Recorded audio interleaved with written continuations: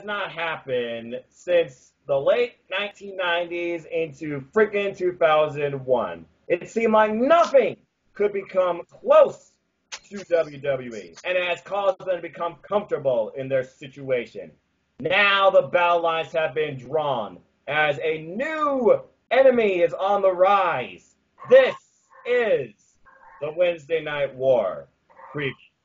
AEW versus NXT. Holy crap. Hello, everybody. Here we go. I'm Jesse Simple, man. And my name is Noah Foster, and welcome to this special extra video on my channel. I don't have a title for this series yet. I don't know if it's going to be a series or just a little exclusive. I just saw that. Super exclusive. Welcome to our State of War address on the upcoming Wednesday Night War between AEW and NXT. Tonight, we're going to give you our thoughts on both brands, the outlook of this war, what we think both brands should bring, their weaknesses, their strengths, and our predictions for both the opening shows based on all the matches we know up to this point. Before all that, allow me, of course, to introduce you to my panel tonight. First off, we have a simple holiday. He is my co-host in 205 Life Matters and a newcomer to a YouTube creator. He is a family man. It's, of course, my good friend at the holiday, Christopher Mace. Chris, how are you? Oh, it's been a long day at work, so I'm glad to finally get to spend some time with friends and talk about some wrestling, that's for sure. There's nothing better than talking about wrestling with friends to really bring your spirits up and not worry about social media or the world or stress. Simple as that. She is powerful, spirited individuals I know. She has gone through a lot, but I'm glad to see where she's at now. She is a huge supporter in independent wrestling. I support independent wrestling, folks, because that is what made these promotions exist. And she's also a tea aficionado, and she tells you like it is. You don't like it, deal with it. I love real honesty. Is, of course, my good friend and fellow Team NDQ member, the lovely Cindy G. Cindy, how are you? Are you ready for the Wednesday Night War? You are one of the biggest supporters in bringing the idea of hashtag give AEW a chance, so I can't wait for you and I and Chris to dive into this. Man, I mean, I'm ready for this. This is like the 90s all over again. I mean, now that I already watched 2 wrestling shows this week, SmackDown Live / 205 Live, and went to an independent wrestling show last night where I witnessed 3 AEW stars, and a lot of crazy shit happened at the independent wrestling show I've attended. I mean, it got me so pre-pumped that I'm ready for this warfare that's going on Wednesday night, so cannot wait to see it. Back in the 90s, did not see it because I was young at the time, and I haven't even watched wrestling until 1999. So that was when it was starting to, became over the Monday Night Wars. But now I can witness it all over again. But yes, it is a new war in today's generation driven by the internet and social media. So there are so many ways for this to be spoiled, to be ridiculed, to be critiqued, to be reviewed, to be challenged, to be excelled, and above all else, to follow. You don't even have to watch these initially to get an idea of what's going on, but this right here could be the year that brings wrestling back to the highlight that it was back in its heyday, without a doubt. So with that being said, let's go ahead and talk about the events that led up to this point. I truly like to think that this stems all the way back from All In, a challenge set by one of wrestling's own strongest liberal observers, Dave Meltzer, who challenged, who were known as the Elite at the time, the Young Bucks and Kenny Omega, to sell out basically an arena of 10,000 people. And they did it. Back then, they were Bullet Club. They formed this alliance, and they brought together Ring of Honor, and they brought together New Japan Pro Wrestling and gave us one hell of a show, and not a single person left. And they said, you want more? We're going to do our best to give you more. It was like a teaser of things to come, but you wonder, could this ever come to fruition? Because the number one thing WWE has on its back is money. Because no company can rival the amount of revenue that WWE brings in on a daily basis. And yet they still can't do certain things for their wrestlers. But I digress. Fast forward and we come to NXT constantly evolving, bringing us classic after classic after classic. However, it appears it's always been looked at as a cost to the company, not a profit, but a loss. It seems like every time the main shows, the main product, it was always overshadowed, overlooked, and Vince called NXT the little engine that could, basically. So it never reached its full potential, it seemed, to rival Monday Night Raw and SmackDown Live, or even be at their level. And it's like Vince forgot about it. He didn't care. Because again, unless you're a Vince product, why should I care about you? And he's not going to acknowledge if something is better than what he's doing now, because in his mind, he's a genius. So here we are, 2019. We get a countdown, a teaser, and for those that watch a little internet series called Being the Elite, sorry, not copyright. We learned what we thought was just going to be another show, because obviously they said, well, you go all in. I mean, you could go double or nothing, and we looked at the phones at the end of that video, it was like double or nothing. But wait, there was something else in that video. AEW, All Elite Wrestling, became official. Not only that, it is being backed up by money. We got the freaking owners of the Jacksonville Jaguars backing up this promotion. This clearly brings this promotion to a rivalry level that could go against WWE because they have the funding. Not only that, they got the network, they got the publicity, and they've already thrown the gauntlet down with all these great fun shows, some free, some exclusively on pay-per-view. They're also going into the UK market. Now, we also know, though, NXT, they've been constantly evolving with the classics that Dave Meltzer has given crazy break scale ratings for, similar to New Japan Pro Wrestling, between Johnny Gargano and Adam Cole, baby.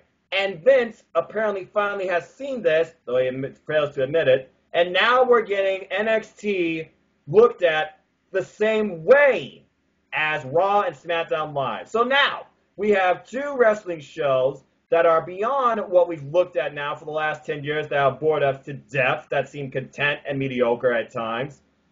That is for the hardcore, passionate wrestling fans that want something different, like us. We have NXT on USA Network, 2 hours live, 8 to 10, versus AEW TNT Dynamite, also 8 to 10, on the same night. We have a war. You have to make a choice, it seems. And we're going into now their premiere week, and boy, are they ready to shoot their cannons, figuratively speaking. But with that being said, I gave you a little bit of a rundown that brought us to this point. Now I'm going to open the floor to both of you.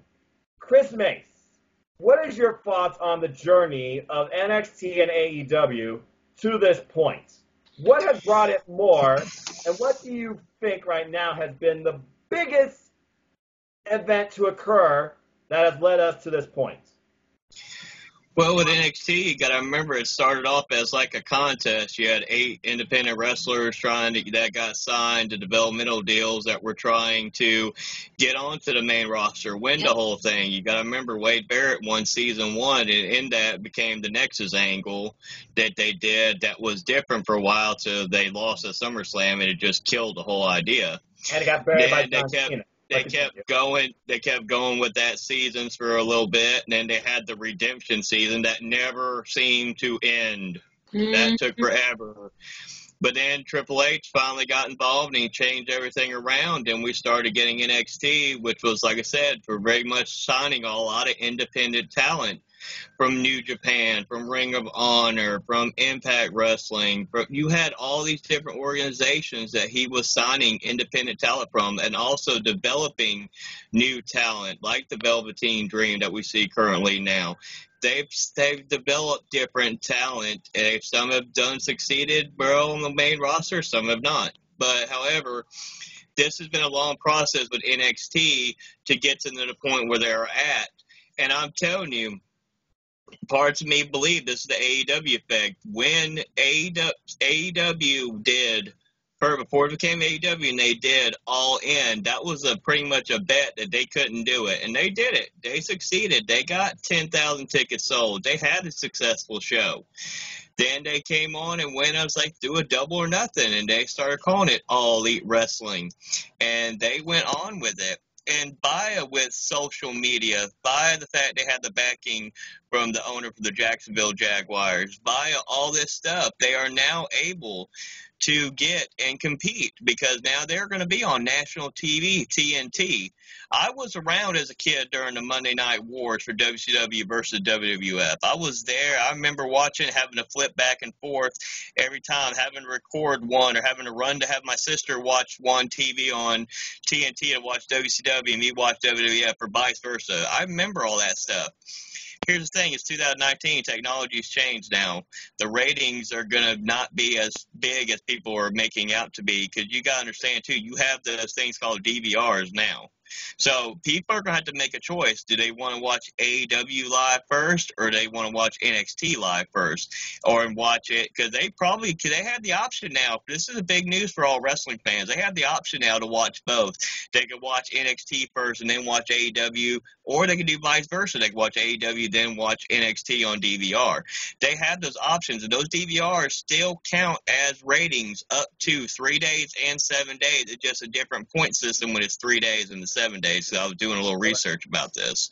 Yeah, so the ratings are not going to be as big of a thing as they're thinking. They're trying to make this out to be, this has got to be a ratings war. Whoever wins is a ratings war. And they've had the arguments with this with NXT and AEW. They've had the arguments with, well, if AEW does better than the ratings in NXT, they're beating a developmental. Well, if NXT does better than AEW, what does that say for them? They're losing to a developmental.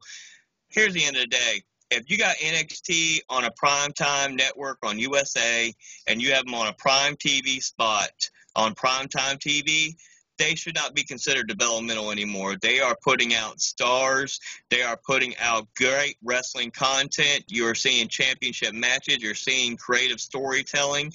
Yes, you're going to see your stars that are just coming out and getting on there. But you know what? Wrestling back then had things called jobber matches, where you had people who were just starting do jobs, and learn how to do their craft and get exposure on TV. It's not a loss for them to get exposure on national TV. So if AEW is able to beat them in the ratings, it's not going to be a big deal. If NXT does the same thing, it's not going to be that big of a deal as people are making this out to be. At the end of the day, we're all wrestling fans. We should enjoy the content and make a choice of what we like. A lot of people are going to like AEW. A lot of people are going to like NXT. A lot of people can like both. Nobody said you can't like both.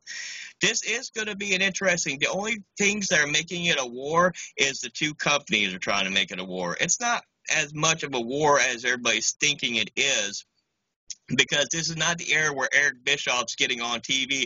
Oh, yes, and the spoilers for WWF Raw tonight are Goldust wins this, and this person does this, and Billy Joe Bob does this, because, they used to do that crap.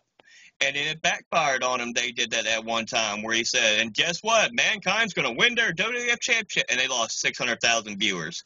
This is a totally different era now. With all the technology we have, it's a totally different era, because a lot of people can also watch this stuff on YouTube. And the advantage NXT has, too, and this could be a help and a hindrance to them, too, with this, is that still the next day they can go on the WWE Network. If they miss it on TV and don't DVR it, they can still watch the whole episode the next day on the WWE Network. Well said, well said. Great opening statement. And also AEW is robbing that with their little $5 thing on Fight TV, especially concerning the issues they're having right now with commercials and UK contract agreements. But enough about all this political and business nonsense. Let's go ahead and get the leader of support independent wrestling, hashtag give AEW a chance. Let's get her opening statement. Cindy, what is your thoughts on the development of AEW? Because obviously you know a lot of these independent wrestlers from their promotions. You've seen several of them. And also your outlook of AEW versus NXT. Give us your opening statement. Well, when it comes to independent wrestling, I know that a lot of the wrestlers had big dreams, like what they would want to bring into the wrestling business. The Young Bucks started wrestling like in the early 2000s, and seeing how much they've grown so many years and how much they struggle. Even I think Matt Jackson did stated that when they had their first international show, he said his credit card was declined and he only has $30 in his wallet, and his girlfriend at the time, which is now his wife, was pregnant with their first child. Like, he was broke, hungry, almost got evicted, and he had to borrow money from his brother Nick just to go get by. And with that, that's giving him more of the motivation of, like, one of these days, when he rises to the top, then he can open a wrestling company. That's what he's doing alongside with his brother Nick. They both have same dreams, same ideas. Now look where they at. Successful independent wrestler, but now they are the executive VP of one of the top companies that's gonna bring it out to every casual wrestling fans too. And regardless, they have Cody Rhodes. Cody, the dynasty of the Rhodes family. Big dreams of becoming a wrestler. He was trained along with Dusty Rhodes and then trained at Ohio Valley Wrestling. And then from there on, he started in WWE. They did book him like fairly, but just as like a part of a mid-carder, part of a faction, along with Randy Orton and Ted DiBiase Jr. But, slowly digress until like he goes with the whole gimmick change of like, with the whole dashing Cody Rhodes, which kind of I remember that. So much.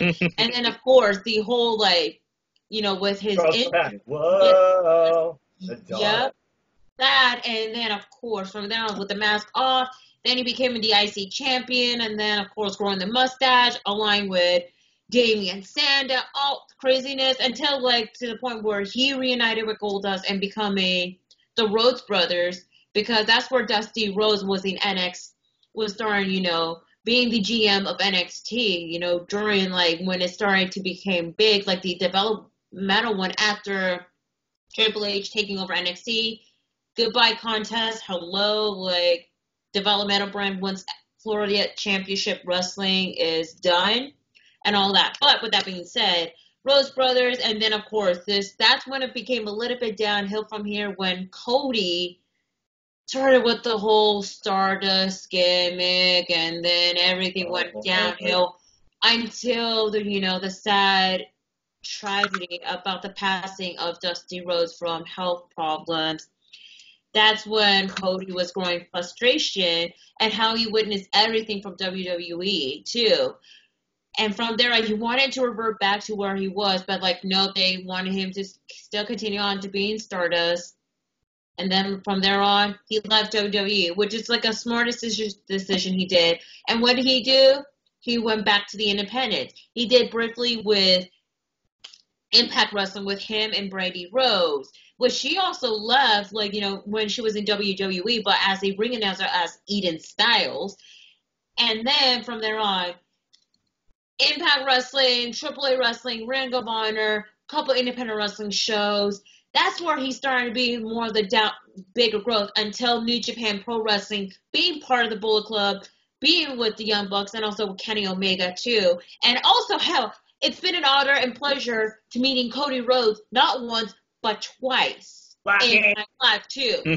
Yeah, when I was in Canada for 6 months, just to take a travel break from everything, just, to explore and clear my mind and all that, and from there on, one of the achievements with him, the Bucks, and also adding Kenny Omega, because Kenny Omega was in the business in the 2000s too, and then he became a bigger name, not in independence, but bigger in Japan too, especially with New Japan Pro Wrestling.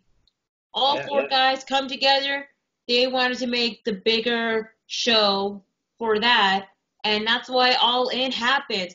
With that, social media has been a plethora of it, because I've witnessed all social media. I mean, I'm a 90s kid. We have that's where Yahoo and Google started to be born, until in the mid 2000s you have MySpace. Of course, that was the bigger hype at the time.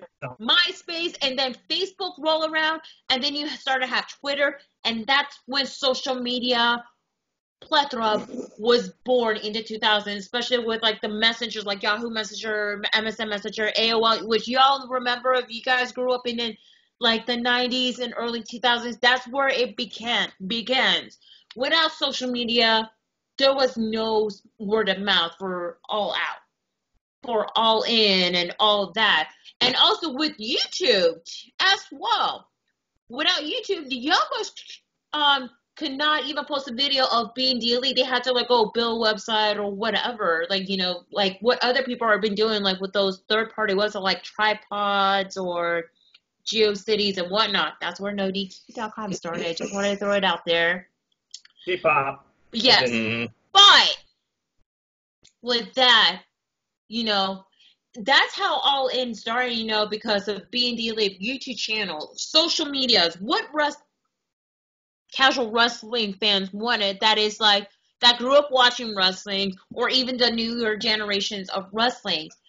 And after All In happened, that became so successful, they continued doing independent bookings and all that, and with like every situation, social media posting how we are expressing our opinions, our mindset, YouTube. We got different channels, like from our channels, my channels, No DQ, The official channels of the journalist.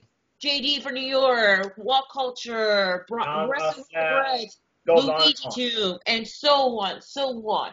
When we all express how we feel about WWE in general, every week, Raw and SmackDown, they listen to our voices. And after that, that's why they became where they're at, AEW. Because the only thing we want to hear is the fans themselves, what they want. Until this day, that's where everything come down to it. If it wasn't for, like, how they started and social media, there wasn't even an AEW. So this is how it's going to happen. Now we have the Wednesday warfare that's going to be taking place. This is going to be the 90s all over again, especially this is going to be the introduction to the newer generation. Holiday, you have $3 daughters, of course, for the newer generations of what this going to expect, like what you grew up with, now they get to witness it too. For me, I grew up in the 90s. I wasn't even familiar with the whole Monday Night War because I was still a kid. I haven't started watching wrestling until 1999, and I can finally witness it till this day. So I'm really excited for how this outcome is going to be, especially how they're going to do with AEW versus NXT, because, like, actions speak louder than words, and it's just only Vince McMahon versus AEW in general.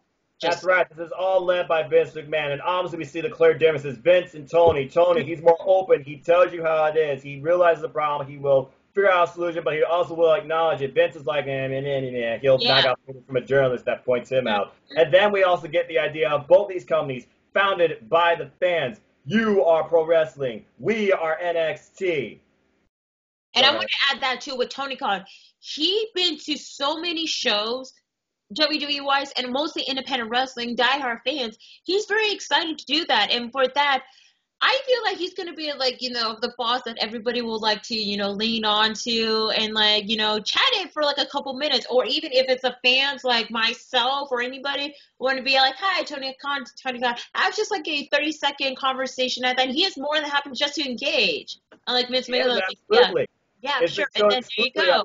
All the AEW shows, and he doesn't want to make the company by himself, and he doesn't want to be an on-screen character like Vince, who wants to just make everything all about him, make it something he wants to watch, not something we want to watch. But then again, this might be actually Vince versus Khan, but this is more so Khan versus Triple H. Both of these men share similar ideas of what the fan wants and what we want to see in wrestling. So here we are. We basically gave our stick about what we're excited for. We remember watching wrestling when I was a kid. We basically gave our idea of how we looked at this war build up. Let's go ahead and look at our premiere week. So again, this is premiere week. Wednesday, October 2nd, we go head to head. NXT already shot the first canon into battle with their two mixed NXT live network hybrid specials. And we got 3 championship matches booked for it, as well as an exhibition. That's all that's known up to this point. But on the other side, AEW, a company literally built, founded on the internet itself,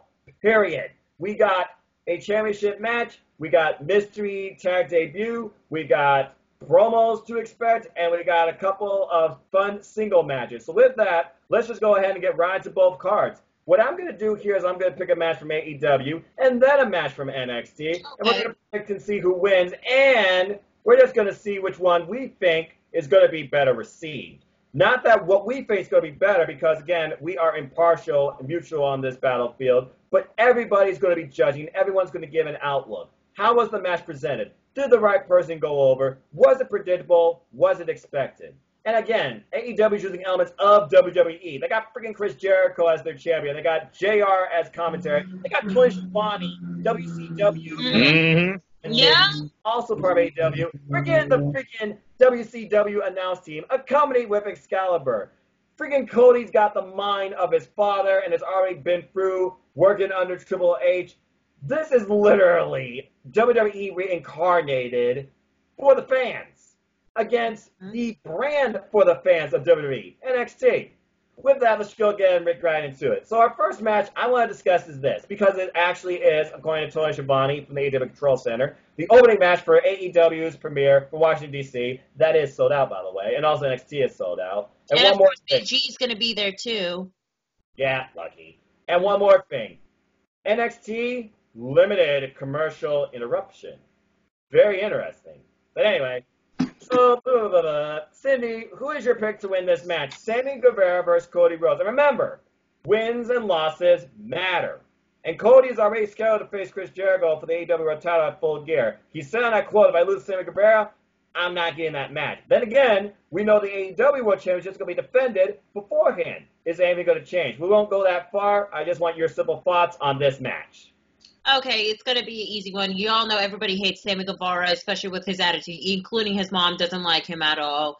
So with that, I think the veteran versus the, the newer generation, just to bring like how they could bring to the table. So with that being said, I'm going to go straight to my pick. I'm going with Cody Rhodes to beat Sammy Guevara for the win. Oh, my bad. It's just Cody. I forgot. They own the Rhodes name. I don't care. I'd rather say Cody Rhodes till this day. I agree. And I also agree with your pick. I am going to go with Cody as well because, again, I feel like Cody, he's got a little bit of an ego, but so does Triple H. Again, the celebrity's there. But I still feel like he wants to do right for the wrestlers, just like Triple H does. It's ironic we don't see Triple H in an NXT ring, but he has faced his NXT children, he likes to call them, including, but not limited to, Seth freaking Rollins. But I digress. Chris Mace, who's your pick to win this match, Sammy Guevara or Cody? Cody Rhodes. I think Sammy Guevara is going to have a very good match with Cody. I think it's going to be very interesting. Cody's got that old school style, just like his father, that NWA, WCW style of match, how he works and everything.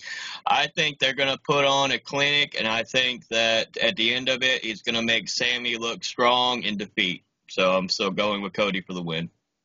All right, I mean, he did that with Darby Allin when they went to a draw, and I didn't expect that. And they are using the old principle of matches have time limits. They can go to a draw. So I expect that from AEW. Surprised NXT has not used that yet. But with that being said, good brother Chris, who's currently at work, shout out to you, good sir. I'm sure we'll see him on a Simple Extra because we're definitely going to do a post-review of our own, talking about both these shows and what we thought was our takeaways, and maybe what we thought was better. But anyway, he also picked Cody. Let's go ahead and shift gears to NXT. Oh, by the way, this is so big, WWE decided this NXT episode deserves a pre-show panel. So there's going to be a pre-show panel of the following, folks.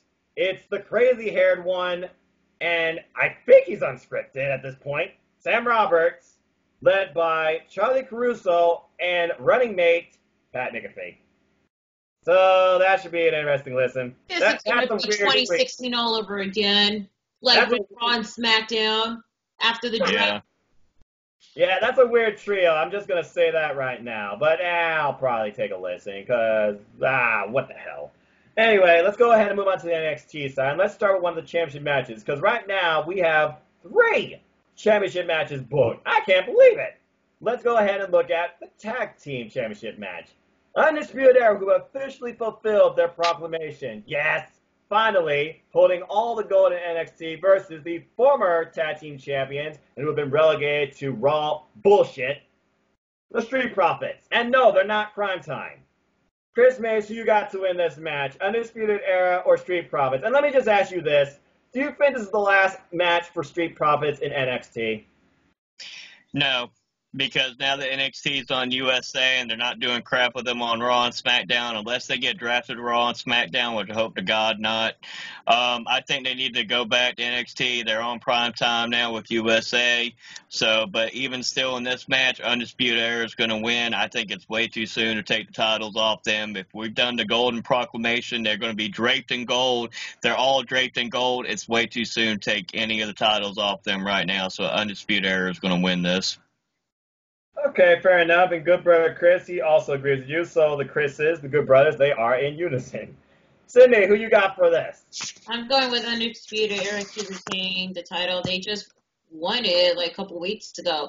Regarding with Street Profits, yes, this is going to be the last time we'll see Street Profits, though, because we have the upcoming draft, and I feel like they need to go to SmackDown. We need more tag teams like in the mix for this upcoming draft, because the current state of the main roster tag team is like piss poor at this moment. So for that, Undisputed Era to retain.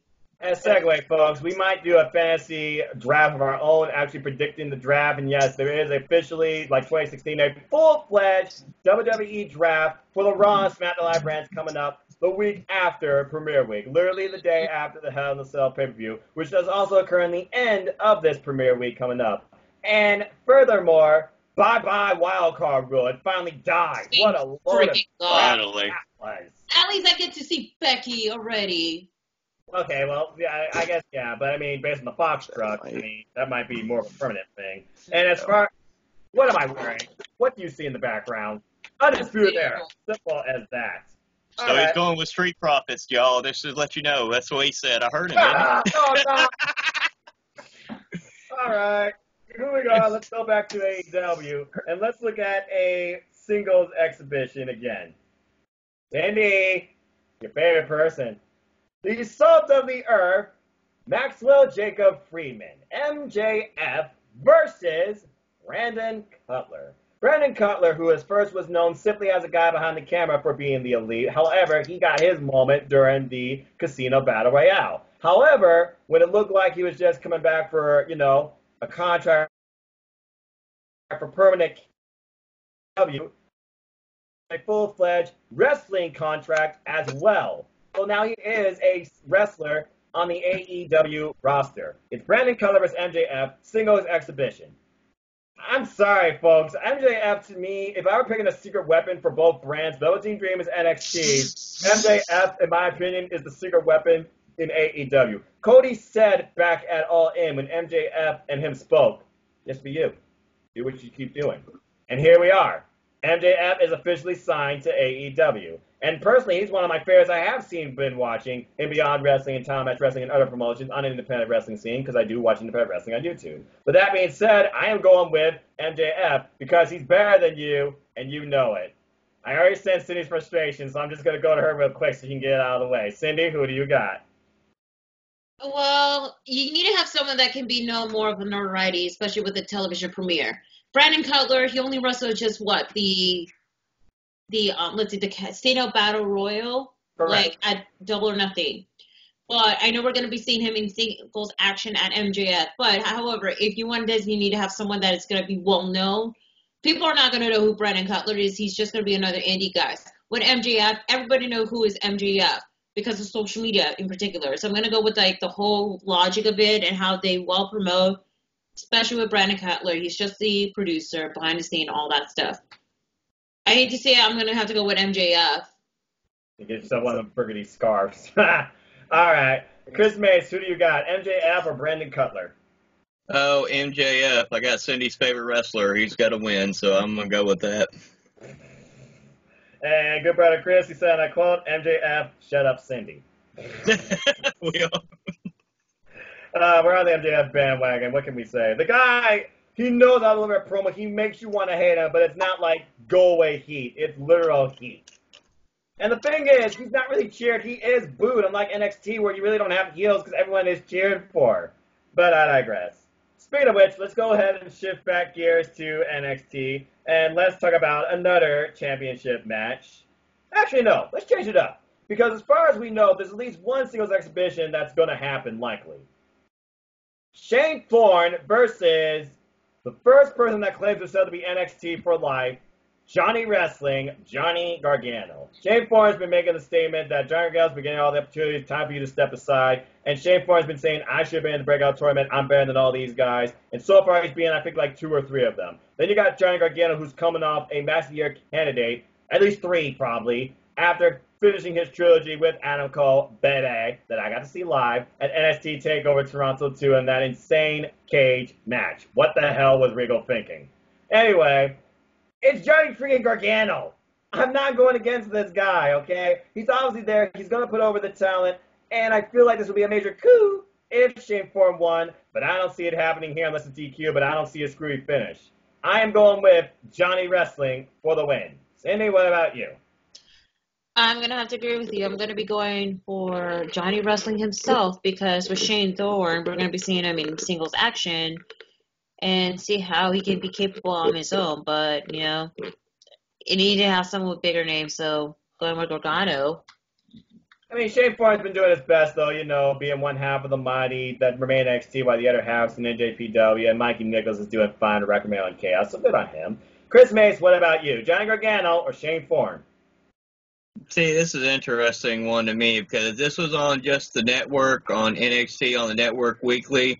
I could see an upset here to build up Shane Thorne, but since this is on the USA Network, and see, this is what's going to make it interesting. With them being on the USA Network, they may do things where it's not as predictable. They're normally never predictable either because we've all tried to do prediction leagues, and half the time we're all wrong on what we think.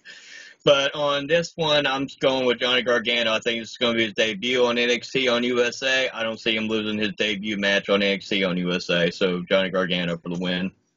All right, fair enough. And I'm sure there's going to be more matches that'll be announced. I'll do a simple extra on those if I have time. And I'm sure we're going to get some interesting, like, little promo bits, too. NXT, though, they're not really heavy on promos unless it's in the opening or, like, a star giving, like, maybe, like, you know, a resolution to what they're doing. But, however, we are going to get a couple of promos.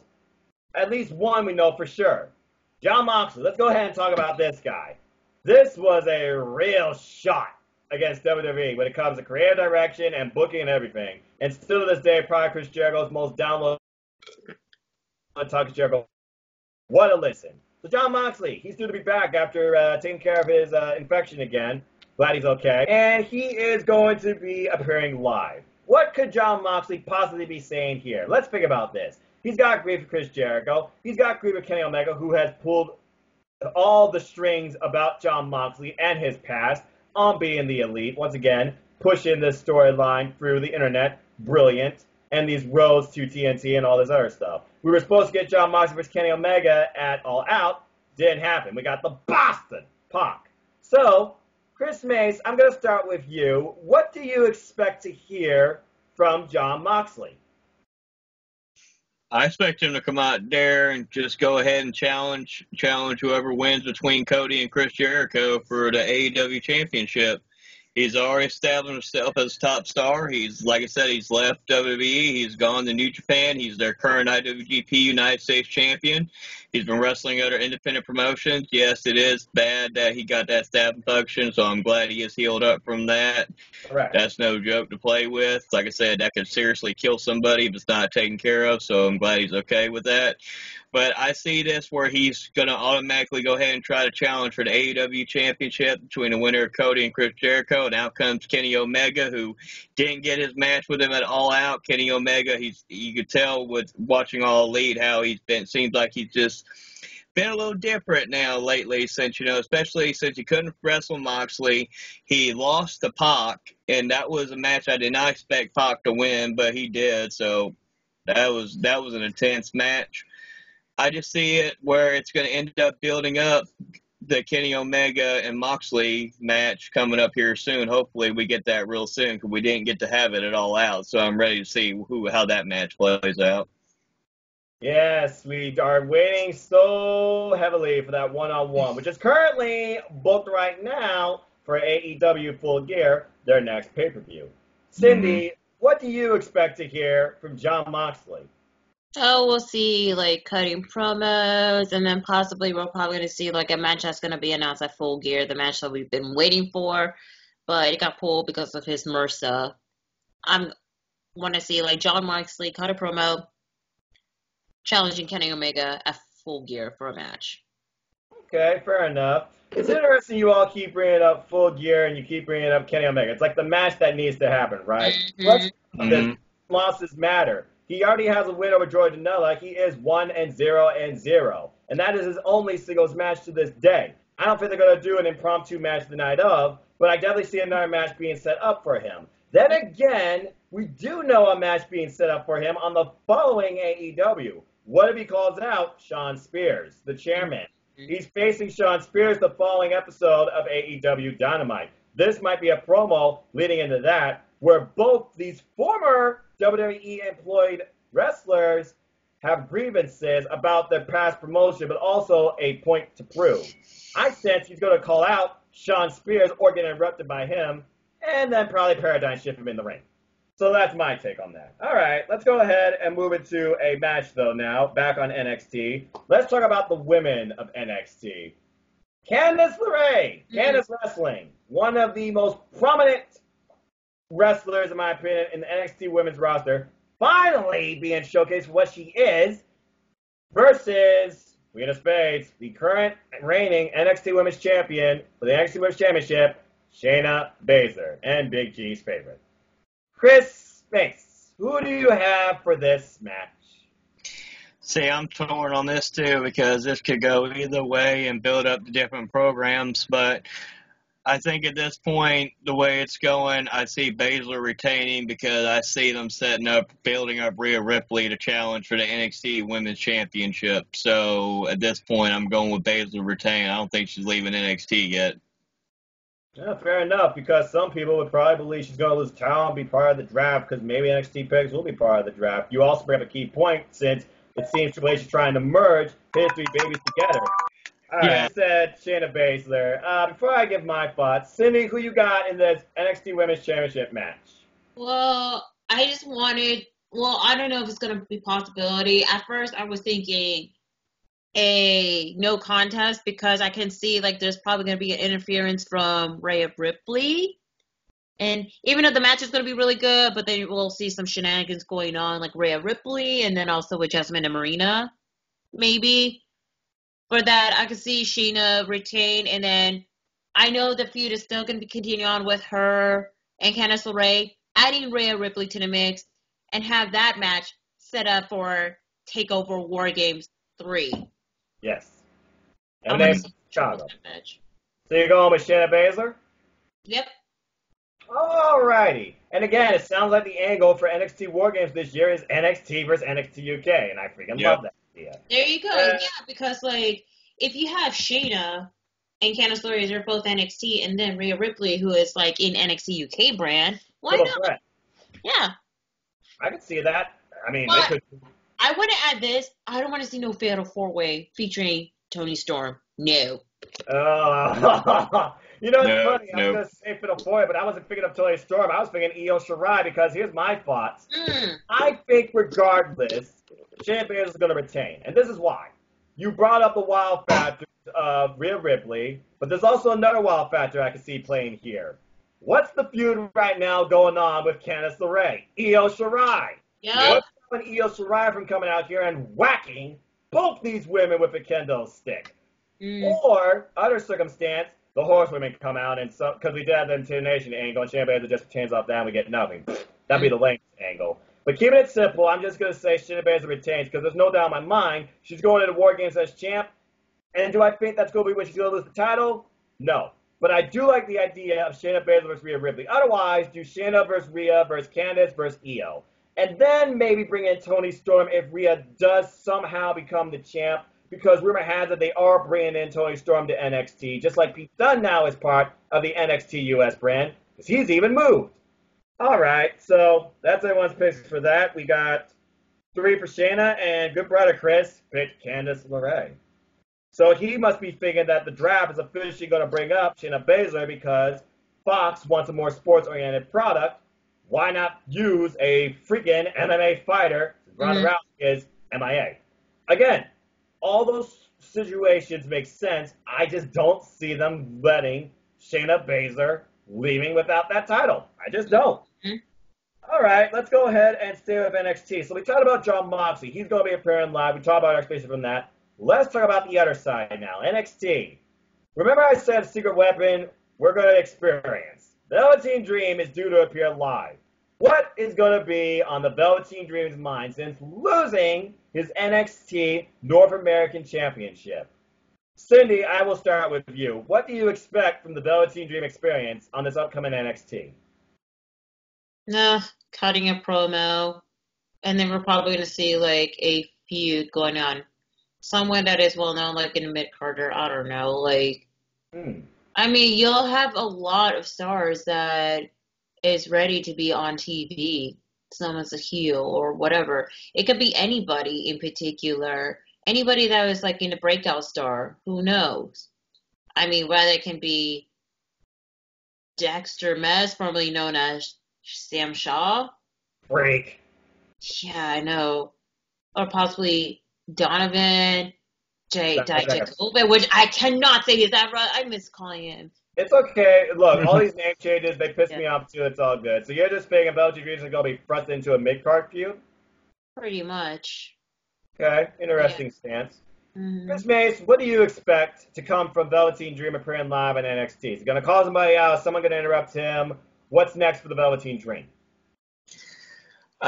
I know, like I said, I think it's going to be interesting because they could play it like Cindy said. They could put him in a mid-card feud, or he could tell the story of, okay, well, yeah, you know, you had all in the speed area, you all had to interfere to cost me North American title, so I want to get my payback, and I want to end your dreams by going after the NXT title, so I want the winner of Cole and Riddle, I want them, and I want to challenge you, Adam Cole, because I believe you're still going to be a champion. I'm going to challenge you for that title. I'm going to take what you ended up taking away from me. It was you're the reason that I lost the title, so now I want to take what you took from me and end your dream.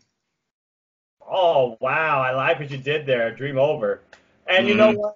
I see one or two circumstances. I do see that. I see him being pushed towards the top title picture, even after what we're going to talk about soon, depending on the outcome, because Velveteen Dream does have history of both these men. However, our own No DQ Virtue, he's figured that Velveteen Dream is not NXT's secret weapon, it's Vince McMahon's secret weapon. Is Velveteen Dream going to be drafted finally to the main roster? And if so, where? Obviously, if you want sports-oriented, you're not going to put Velveteen Dream on Friday Night SmackDown. You're going to put him on Monday Night Raw. And this could be the thing that could really push the tipping point between AEW and the WWE, because why AEW says they're doing their own thing, non-competition, it's not war, etc. It so is. Even if Tony Khan's doing his own thing, we know Cody's going to do everything he can to beat nobody else, Triple H. So with that being said, I think Velveteen Dream is just literally going to call out the NXT champion, whoever is champ at the end of the night, next week, and challenge them to a match at War Games.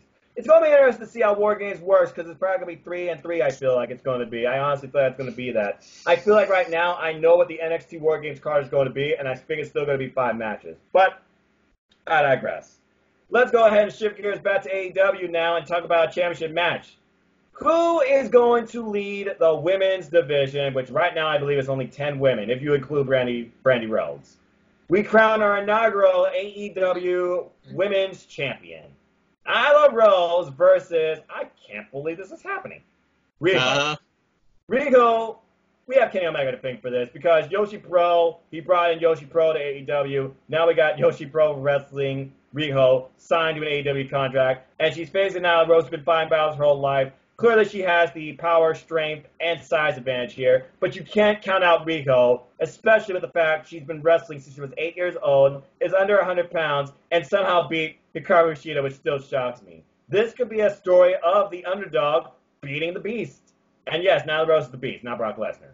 Anyway, Chris Mace, who do you got as winning and becoming the inaugural AEW Women's Champion? Rio. All right. Suppose that. Okay. Cindy, what's your thoughts on this match? Who's taking the title?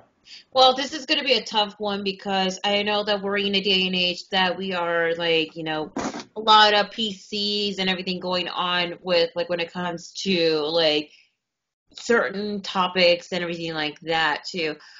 I know that if Nyla Rose wins, there's going to be a lot of mixed criticism, the positive and the negative, too, because of, like, she is the first transgender AEW star in the women's division, too. So I don't know how they're going to play it out with that, with Nyla Rose versus Riho. When I saw this match, it should have been Hiraka Shida instead of Riho, to be honest. But you have to have someone that has, like, have credibility, very well known. Riho, she's only known in Japan, like, pretty much at World Wrestling Stardom, though. And Nyla Rose, she's known, like, all over in the indies, too, but known for being the first transgender wrestler, of course. Female wrestling to sign in a major wrestling company. It's a really tough call to say, Noah. Honestly, I'm kind of like 50-50 about this match in particular because of the criticism and everything that's going on. You could say draw. Yeah, screw it. I'm gonna say draw though because they're gonna have another match for Full Gear, so we'll probably see them and then we'll have a triple threat. Hell, even add Awesome Kong for a triple threat match at Full Gear. Nyla Rose versus Riho versus Awesome Kong or Ali or Britt, whoever.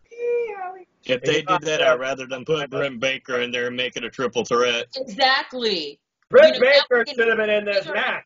Because if you want to do something, we can definitely have like a mystery of who's going to be the women's champion, like, something more to draw in.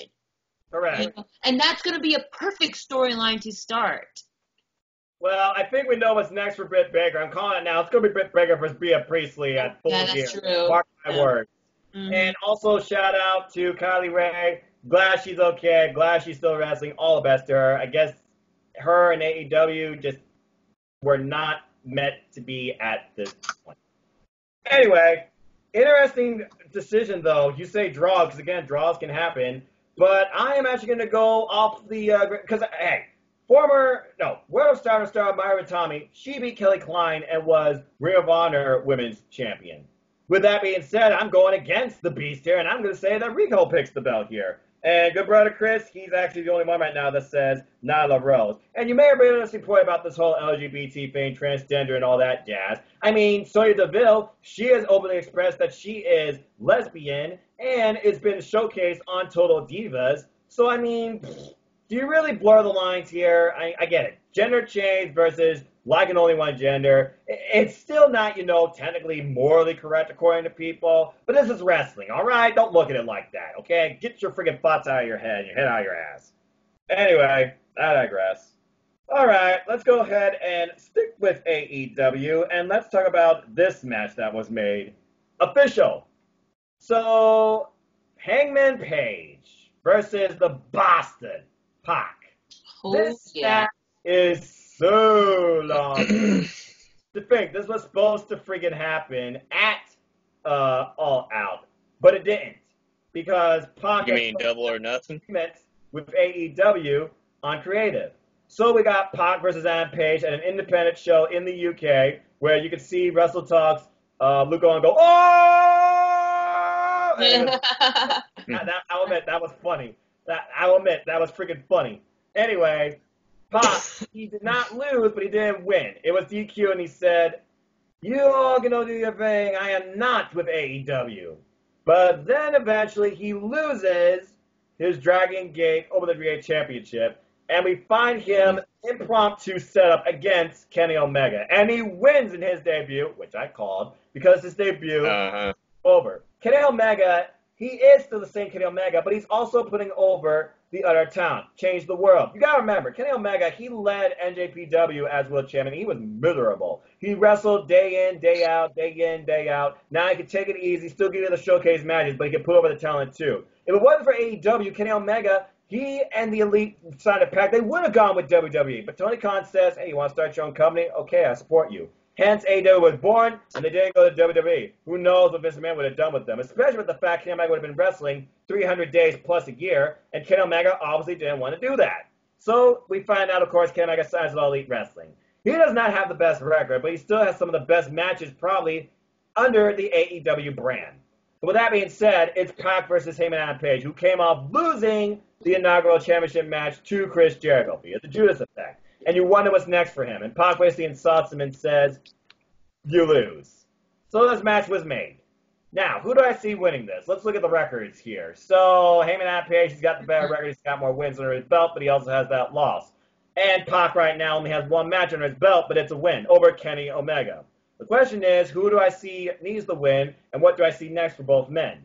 Honestly, I don't know. I'm kind of curious why they made this match now versus AEW Full Gear, but I digress. Cards subject to change. I don't sense it's going to end in DQ. I don't sense it's going to be a draw. And I don't sense them breaking right now the momentum Pac has, and Pac being the dirty bastard. I see him using tactics and shenanigans to win. I'm going with Pac for the win. Chris, what about you? I'm actually excited to see this match because this is a match we were supposed to get at Double or Nothing. Yep. And we didn't get it at Double or Nothing. So now that we're getting this match, it's actually a match I'm excited to see. They had built Hangman Page up to challenge to become the first AEW champion against Jericho. He was in a losing effort. Mm-hmm. At this point, like I said, who needs it more? You know what? I'm going to go against the grain. I'm going with Hangman Page. I think they're going to build up Hangman Page again, and they're going to eventually have, if Jericho's still a champion, have a rematch with Jericho for the championship, if he's still the champion by that point. I'm going Hangman Page. Interesting, because good brother Chris, he said Pac's going to win by disqualification. So are we going to see Hangman Adam Page maybe break here, go heel? Maybe he resorts to his own shenanigans. But then again, this is Pac. He's known as the dirty bastard. So that would be really weird. But hey, AEW, change the world. Don't go against the grain of heel versus face normal setup. I mean, crazy things have happened. With that being said, Cindy, who do you got? I'm going with Pac. Okay. Yeah. Anything else to add that? I mean, premiere. We've been waiting for this feud for so long. And then the whole visa issue happens, and then it happened. Now look what happened. It's in the premiere. So with that being said, you need to have someone that will be, only well known, especially just to the casual fans too. So that's what I'm going with Pac. And then Adam Page, he will have like a storyline like why am I a loser and all that. Like did it like losing a title shot against Chris Jericho, losing to Pac, and then so on. Kind of like a underdog story. All right. I like that. Yeah. Well, again, wins and losses matter, so it's going to be interesting how it shapes AEW in the long term ahead. With that being said, let's go ahead and shift gears back to NXT, because there's one match we do know that's on this card official at this time. NXT Championship match. Matt Riddle, bro, the original bro, versus Adam Cole, baby, for the NXT Championship. He won this via tapping out Killian Dane last week, and I thought it was a really great street fight, by the way. And then he gained some momentum and had the last word against Adam Cole in the Undisputed Era by literally trapping his arm in a submission and making him tap out immediately. But Adam Cole, leader of Undisputed Era, he has the gold, baby, and he leads by example. And it's been said that Eric Bischoff is high on Matt Riddle. We've seen them backstage in photos together. Eric Bischoff is the lead, I guess, behind Creative and SmackDown. We'll see how that shapes out. You want SmackDown to be sports-oriented. Matt Riddle's another one. He could be called up to the main roster because with all the cheap shots he throws on Twitter against these former legends and this and being a better wrestler, etc. If he loses this match, this might be his nice little going away. We've already seen what he's capable of with Drew Gulak. We've already seen what he's capable of against Velveteen Dream. We've already seen what he's capable of against someone that could bring the fire as hard as him, Killian Dane. He's had a very good NXT run, I feel like. I feel like he's one of those that's ready for the big time. And they could thrust the rocket on him. And he wants to retire Brock Lesnar. And if my proclamation comes true and Kofi loses the WWE Championship, they could set up Brock Lesnar versus Matt Riddle at Survivor Series. So with that being said, I don't know what the future holds for Matt Riddle, but I do believe the future remains to be undisputed. I'm going with Adam Cole, baby, to retain the title. Cindy, what about you? I'm going with Adam Cole to retain as well. I mean, I don't see Matt Riddle being the champ, though, because still got to continue on with the feud, like on TV only. But then again, Adam Cole and Undisputed Era, they're going to be getting ready for, like, a feud with Imperium, too. Possible match at TakeOver War Games 3. I still say it's going to be the 3 members of Imperium excluding Walter versus the 3 members of Undisputed Era excluding Adam Cole for War Games. Calling it now. Mark my words. Chris Mace, who you got in this match? Adam Cole, baby, or Matt Riddle? I'm going to go with Adam Cole for the main reason you're saying, too. I think if SmackDown is trying to go more sports-oriented, the difference between Riddle and Baszler is right now the NXT Women's Champion, so that's the only reason I'm saying she wouldn't go to Fox right now. But with Riddle, like I said, he's not a champion right now. He could easily go to Fox, go to SmackDown. He could make big scene. Like I said, he's criticized the legends. He's criticized Goldberg numerous times. He's criticized a lot of stuff.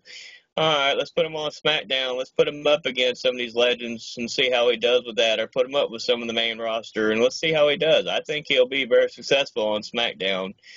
Like I said, Adam Cole's going to win this because, like I said earlier, I think Velveteen Dream is going to make that call out for the winner of this match, and I see it being Adam Cole, so they can set up the program with him and Velveteen Dream trying to end the Golden Proclamation and trying to make that dream over, and him trying to win the NXT title. I mean, that's literally a possibility there because I've seen NXT live in Detroit and Cleveland, and guess what matches I saw? Velveteen Dream versus Adam Cole for the North American title. It was freaking awesome, and Velveteen Dream won. So it's entirely possible. Anyway, let's see. Good brother Chris, he said Adam Cole. Baby. Now, as far as what else we could expect on NXT, I'm sure they'll do like a women's showcase. I'm still waiting for them to bring out the duel of Chelsea Green and Deonna Purrazzo. I see it on Twitter all the time. I still say they're going to be future tag team champions. Bring those women tag titles to NXT. Anyway, and as far as another match, Cameron Grimes squashes somebody else. That's what I'm going to think fills in the show. I don't think they're going to do anything as far as coming up the Cruiserweight title yet. I feel like they're going to let that slide a little more. Maybe we'll get some backstage interview with Leo Rush. Only time will tell. Anyway, let's move on to our last match here that we do know at this point. Back to AEW, which will be the main event. Yay. 6-man tag. The Elite, Kenny Omega and the Young Bucks versus the Painmaker and the inaugural AEW World Heavyweight Champion, Chris Jericho, and 2 partners of his choosing. All right, so let's just go ahead and not waste any more time here. Chris Mace, who do you see winning this match, and who do you see being Chris Jericho's 2 mystery partners? Chris Jericho and his 2 mystery partners, LAX. All right. So you see them developing a feud between the Young Bucks and the former LAX, which I'm sure they're going to be called something else now. Well, you go look what happened. LAX came out after the match between the Lucha Brothers. I'm about to say Lucha House Party and really fucking botched that shit. Lucha Brothers and the Young Bucks. They came out afterwards and attacked both of them, so why not Chris Jericho recruit the former LAX members? Well, considering that LAX isn't even involved in the World Tag Team Championship Tournament, which we will break down in a later episode, maybe during our simple takeaway of Premiere Week. Yeah, actually, we'll just do it then. I could definitely see that happening. They probably like, we deserve to be in this. We have history with the Lucha Brothers, and we've beaten them before, and we could beat you too, so I can see that happening. Anyway, Cindy, who do you have in this match, and who are the 2 mystery partners, you think? I'm going with Bucks and Omega, and as far as for Chris Jericho mystery partner, I know they got a lot of criticism for their performances, but I feel like they're going to be like the underdogs for it. And if they're going to be aligning with, of course, the current AEW champion, why not? And plus, representing Canada, going with Dark Order to be as the mystery partner for Chris Jericho. You and your daggum Canadian roots. Anyway, also an interesting note, the Young Bucks and Kenny Omega, this is their 3rd trios match, because you know they keep track of the trio stats. They have yet to lose. So, with that being said, though, I'm thinking about this. We know what's next for Kenny Omega. He's going to be facing freaking Jon Moxley. The Young Bucks, they're facing Private Party the following week in the opening of the tag team tournament. And the Private Party's already called them out on it, too. But LAX, they're here in AEW to prove a point. And freaking Young Bucks somehow miraculously are still alive after coming off that loss against Lucha Brothers in in the freaking ladder match. That was ridiculous. Escalada de la Muerte. Thank you. I don't think it was better than WrestleMania 17, though. Dave Meltzer, calm down, brother. With that being said, this actually was the hardest match for me to figure about because I'm thinking about who eats the fall here. I know. But I know Chris Jericho has used the Judas effect and beat Ken Omega before. He beat him clean as a bell at Double or Nothing to get involved in the title match. So they can go off that too.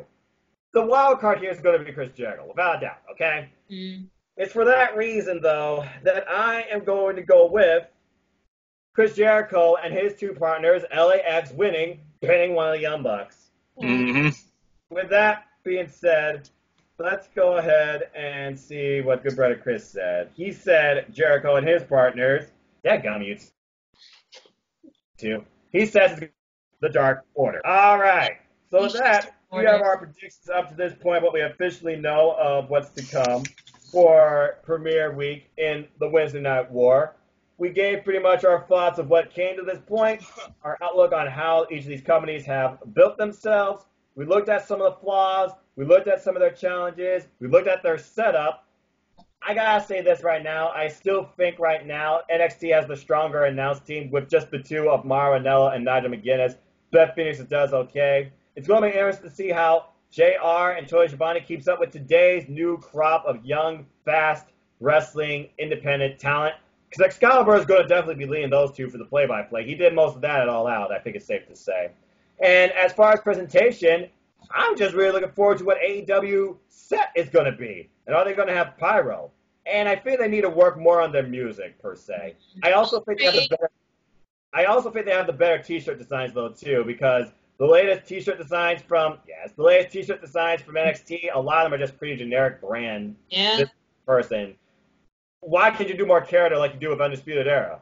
Is it because they're not popular? Because they're not well known? Make them well known. Give me some versus Deonna Purrazzo to start. I like that shirt idea to an extent. If the two are together with their shirts on, I like that idea. Again, I'm just high on Chelsea Green, okay? I like the hot mess. I'm just going to say that right now. Mm-hmm. Anyway, with that being said, I think we are done here. Before we close, is there any closing remarks or rebuttals or predictions and expectations that either of you would like to bring up now in regards to AEW or NXT this coming week?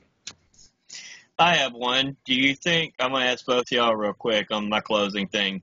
Do you see it being like the Monday Night Wars where you could see it at any point somewhere down the road where somebody from NXT leaves WWE and NXT roster to join AEW, or vice versa, somebody from AEW leaves and surprises everybody and shows up at an NXT episode just like they used to do on the Monday Night Wars between WWF and WCW? No. Well, I know that they're more flexible with their contracts, but honestly, I don't see that right now. Mm-hmm. NXT is known right now to be the most friendly atmosphere to work in, and AEW right now seems to have very good backstage locker room outlook. So right now, both of them seem pretty mutual as far as the business standpoint goes and their bosses. I haven't heard anything in regards to money. We know the NXT superstars are going to get higher pays now because they're being looked at the same as Raw and the SmackDown superstars. But we also know there's equality in in AEW. We also know AEW says they're not going to be like, oh, you're going to drive yourself to all the shows. We're going to take care of that for you versus the main roster. So right now, I just don't see that happening. But I will say this. I want one thing to happen eventually. Tessa Blanchard to AEW. I want Tessa Blanchard in AEW. I'm going to close with that. So before we do our plugs and close for the night, Cindy, is there anything else you would like to add? Any closing remarks? Well, we'll see what's going to happen. You never know what to expect, but let's just say have WWE worry about their thing and have AEW worry about their thing. Simple as that, to quote you, Noah. Well said. I couldn't say it better myself because, again, I'm not going to pick a side. I'm going to be neutral. And, again, I will be simulcasting both shows. Because I know the NXT product better, I know most of the wrestlers, I am going to say this. And I also own all the shirts, except for the championship shirt. I will be watching NXT live on my TV and AEW live on my laptop while streaming on my other laptop because I own 3 laptops. But with that being said, we are done here for the night.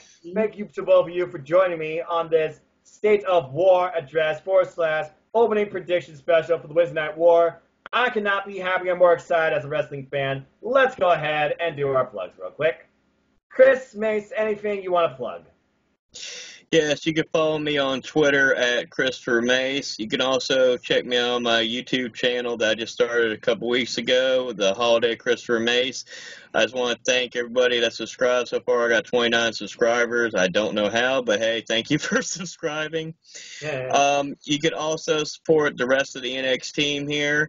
What I did, so I didn't have to try to remember everybody's plugs. I'm horrible with channels, so I'm sorry, y'all. I will learn one day. What I did was I made a list on my YouTube channel for wrestling content, which with everybody from the NX team's newest episodes of their show. So if you want to learn more about the rest of the NX team, like the NXT Party or 205 Live or Cindy's wrestling blogs or James and Owen's Rundown show or Colin's Shopping Block, you can check out my wrestling content. Their newest episodes will be up there. You can click on them and you can watch them. If you like their content, you can like, share, and subscribe their content that way as well. So, All right, simple enough. Sydney, again, I can tell right now you are hugely excited for AEW, but you're also excited for NXT. Again, you're mutual, but I know independent wrestling's at your heart, and you definitely see more of that in AEW. So I respect and appreciate your personality, your stance, and your outlook. Is there anything you want to plug, and where can people find you?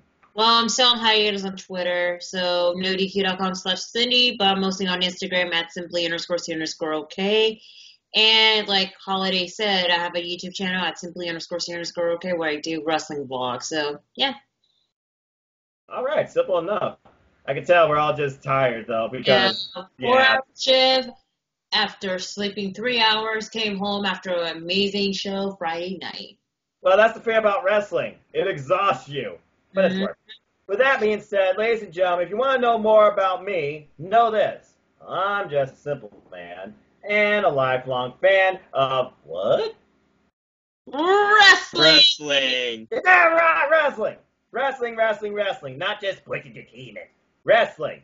So if you want to follow me and talk anything wrestling or sports entertainment, because I am mutually both, look me up on Twitter. NoDQ.com/Noah. It takes you to my Twitter page. I'll talk to you about anything wrestling. All 5 brands of WWE or AEW, Impact Wrestling, New Japan Pro Wrestling, Ring of Honor, and Independent Wrestling, supporting Independent Wrestling, folks, as well as much more. Or follow my simple YouTube channel here at youtube.com/user/Noah Foster 210. All sorts of reviews, recaps, summaries, predictions on all things wrestling and nice simple places for you. At the heart of it, my series, #205 Live Matters. Stay tuned because, again, I will be live stream reacting, simulcasting to both the AEW premiere and the NXT live limited commercial premiere right here on YouTube Wednesday at start time, maybe 5 minutes prior, just to make sure everything's set up. I'll also be doing predictions soon on New Japan Pro Wrestling, Kia Pro Wrestling. We'll be doing predictions also coming up on AEW Full Gear. We'll be doing a simple outtake of Premiere Week in the Wednesday Night War, as well as our bracketology of the AEW Tag Team Championship Tournament.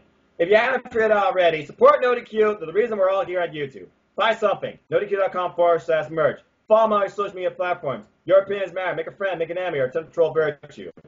There's comment section and everything on the official site. Polls, comments, mean, guest reviews, sexy female pics. You name it, it's there. It's wrestling, primarily WWE, with us slowly invading with AEW. And as always, I'd like to close. Support your wrestling else being small. Let's keep growing this incredible, diverse, unique, elite wrestling community together. Simple as that. With that, thank you so much, everybody, for tuning in. Like, share, subscribe, comment, tell a friend, hit that bell and know the next video will go live. Either here, on Cindy's channel, on Chris's channel, or on NoDQ's official channel, or mine, whatever you prefer. Leave us your thoughts in the comments down below. What are you excited for? What are the flaws? What are the pros? What are the cons? Are you going to pick a side? Are you going to be neutral? What are your predictions? What do you expect to come out of the Wednesday Night War? What do you expect the viewership to be? Let us know. We'd love to interact with you. Love to hear your thoughts. But until next time, for my friends here, in All Elite Wrestling and NXT and everything else wrestling, the Holiday Chris Mace, the lovely Cindy G. I'm just a simple man, your host and lead proctor tonight, Noah Foster. Until the next video, take care of your families. Tomorrow's never guaranteed. Enjoy life, enjoy wrestling. Bring someone to be a wrestling fan now. There's never been a better time to do it. And until the next video, because we are all spent, I hope you all have a good night. Cheers, Have a good night, y'all. Wednesday nights just got a whole lot better. Mm-hmm. Mm-hmm. Simple as that. Bye, everybody.